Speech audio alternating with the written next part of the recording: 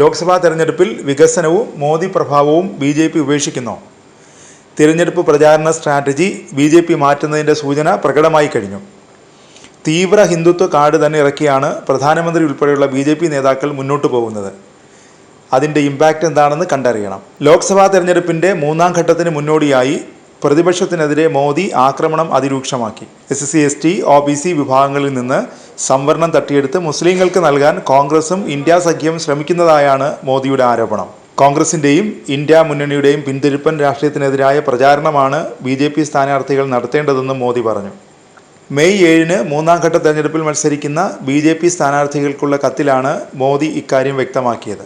ഇത് സാധാരണ തെരഞ്ഞെടുപ്പല്ലെന്ന് കത്തിൽ ചൂണ്ടിക്കാട്ടിയ മോദി BJPക്ക് കിട്ടുന്ന ഓരോ വോട്ടും ശക്തമായ സർക്കാരുണ്ടാക്കാനും 2047 ഇന്ത്യയെ വികസിത രാഷ്ട്രമാക്കാനുമുള്ള ശ്രമങ്ങളെ ത്വരിതപ്പെടുത്തുമെന്നും പറഞ്ഞു.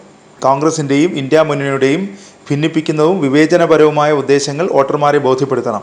മതാടിസ്ഥാനത്തിലുള്ള സംവരണം ഭരണഘടനാ വിരുദ്ധമാണെന്നിരിക്കെ SC, ST, OBC വിഭാഗക്കാരിൽ നിന്ന് സംവരണം തട്ടിയെടുത്ത് മുസ്ലിങ്ങൾക്ക് നൽകുകയാണ് അവരുടെ ഉദ്ദേശമെന്നും മോദി കത്തിൽ പറയുന്നു. നേരത്തെയും മുസ്ലിം വിരുദ്ധ കാർഡുമായി മോദി എത്തിയിരുന്നു. രാജസ്ഥാനിലെ ബൻസ്വാരയിൽ നടന്ന BJP തെരഞ്ഞെടുപ്പ് റാലിക്കിടെയായിരുന്നു മോദിയുടെ വിവാദ പരാമർശങ്ങൾ. കോൺഗ്രസ് അധികാരത്തിലെത്തിയാൽ സമ്പത്ത് നുഴഞ്ഞുകയറ്റക്കാർക്കും കൂടുതൽ കുട്ടികളുള്ളവർക്കും നൽകുമെന്നാണ് മോദി പറഞ്ഞത്. രാജ്യത്തെ സമ്പത്തിൻ്റെ ആദ്യാവകാശികൾ മുസ്ലിങ്ങളാണെന്നാണ് മൻമോഹൻ സിംഗ് മുമ്പ് വ്യക്തമാക്കിയിട്ടുള്ളതെന്ന് പറഞ്ഞായിരുന്നു മോദിയുടെ ഇത്തരമൊരു പരാമർശം. രാജ്യത്തെ ജനങ്ങളുടെ സ്വത്ത് അനധികൃത കുടിയേറ്റക്കാർക്ക് നൽകണോ എന്ന് മോദി ചോദിച്ചു. സ്ത്രീകളുടെ മംഗല്യസൂത്രം പോലും പിടിച്ചെടുത്ത് അനധികൃത കുടിയേറ്റക്കാർക്ക് വിതരണം ചെയ്യുമെന്നാണ് കോൺഗ്രസ് പ്രകടന പത്രിക പറയുന്നതെന്നും മോദി അവകാശപ്പെട്ടു. വിദ്വേഷ പരാമർശത്തിനെതിരെ കോൺഗ്രസും മറ്റ് ഇന്ത്യ മുന്നണി നേതാക്കളും രംഗത്തെത്തി. കോൺഗ്രസ് പ്രകടന പത്രികയിൽ ഹിന്ദുവെന്നോ മുസ്ലിമെന്നോ എഴുതിയിട്ടുണ്ടെങ്കിൽ മോദി അത് കാണിക്കണമെന്ന് കോൺഗ്രസ് ആവശ്യപ്പെട്ടു. മോദിയുടെ നുണയും വെറുപ്പും പടർത്തുന്ന വാക്കുകൾ ജനം തിരിച്ചറിയുന്നുണ്ടെന്നും കോൺഗ്രസ് പറഞ്ഞു.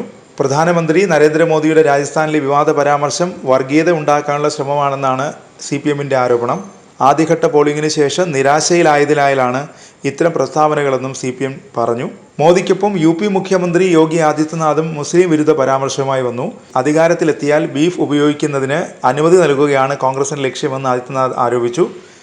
പശുവിനെ പവിത്രമായി കണക്കാക്കുന്നതിനാൽ രാജ്യത്തെ ഹിന്ദു സമുദായം ബീഫ് ഉപയോഗത്തിൽ നിന്ന് പൂർണ്ണമായി വിട്ടുനിൽക്കുകയാണ്. മുസ്ലിങ്ങൾക്ക് ഇക്കാര്യത്തിൽ ഇളവ് നൽകാനുള്ള കോൺഗ്രസിൻ്റെ ശ്രമം അതിനാൽ ഒരിക്കലും അംഗീകരിക്കാനാവില്ലെന്നും ആദിത്യനാഥ് പറഞ്ഞു. ഒടുവിൽ ഹിന്ദുത്വമാണ് തങ്ങളുടെ സുരക്ഷിതമായ മാർഗമെന്ന് BJP വീണ്ടും തിരിച്ചറിയുന്നു. അതിൻ്റെ പ്രതിഫലനമാണ് നേതാക്കളുടെ പ്രസ്താവനയിൽ നിറയുന്നത്.